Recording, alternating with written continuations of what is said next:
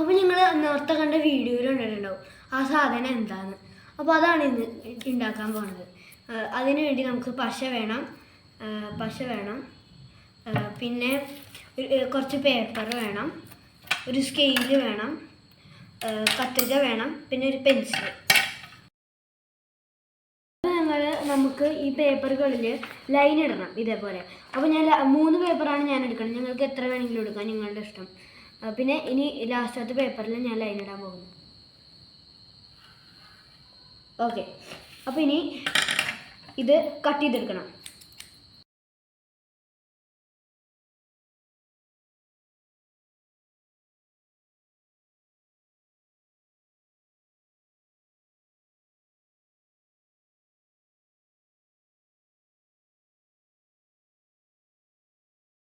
അപ്പോൾ അതെ ഞങ്ങൾ കട്ട് എടുത്തിട്ടുണ്ട്.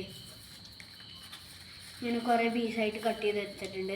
ഇനി ഇതെല്ലാം ഇത് ഓരോന്നായിട്ട് ഇങ്ങനെ പേസ്റ്റ് ചെയ്യണം. ഈ തുമ്പത്ത് ഇങ്ങനെ പേസ്റ്റ് ചെയ്യണം. ഇത് പേസ്റ്റ് ചെയ്തിട്ട് മെടഞ്ഞെടുക്കണം. അപ്പോൾ അതാണ് ചെയ്യാൻ പോകുന്നത്. ഇങ്ങനെ മെടഞ്ഞെടുത്ത് തീരുമ്പോൾ അവസാനം ഇങ്ങനെ വരും. അപ്പോൾ ഇത് നമ്മൾ പേസ്റ്റ് ചെയ്യണം. എന്ന് വെച്ചാൽ ഇവിടെ ഇങ്ങനെ ഒട്ടിക്കണം, ഇവിടെ ഇങ്ങനെ ഒട്ടിക്കണം.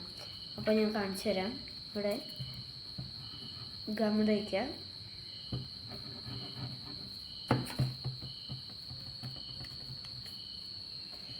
പേസ്റ്റ് ചെയ്യുക, എന്നിട്ട് ഇത് ഇങ്ങനെ പേസ്റ്റ് ചെയ്യുക. അപ്പോൾ നമ്മൾ പേസ്റ്റ് ചെയ്ത് കഴിഞ്ഞാൽ അടുത്ത 2 സ്ട്രിപ്പ് എടുത്തിട്ട് ഇങ്ങനെ ഒട്ടിച്ചെടുക്കണം. എന്നിട്ട് വീണ്ടും മെടഞ്ഞെടുക്കുക. എന്നിട്ട് സെയിം പ്രോസസ്സ് ചെയ്തുകൊണ്ടിരിക്കുക. ഇത് കാണിക്കണ്ടേ? ടൈം സ്ലാബ് നോക്കിയോ? ടൈം സ്ലാബ് നോക്കിയാണ്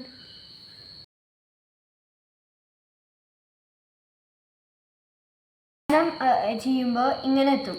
അപ്പോൾ ഈ 2 ഭാഗം ഇങ്ങനെ ഷേപ്പിൽ കട്ട് ചെയ്തെടുക്കുക. എന്നിട്ട് ഇതിങ്ങനെ പേസ്റ്റ് ചെയ്യണം.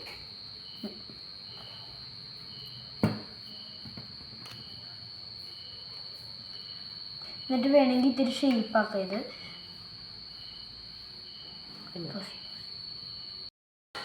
അപ്പോൾ ഇതാണ് ഇന്നത്തെ വീഡിയോ. എങ്ങനെയുണ്ട്? നന്നായിട്ടില്ലേ? ഓക്കെ, അപ്പോൾ ടാറ്റാ.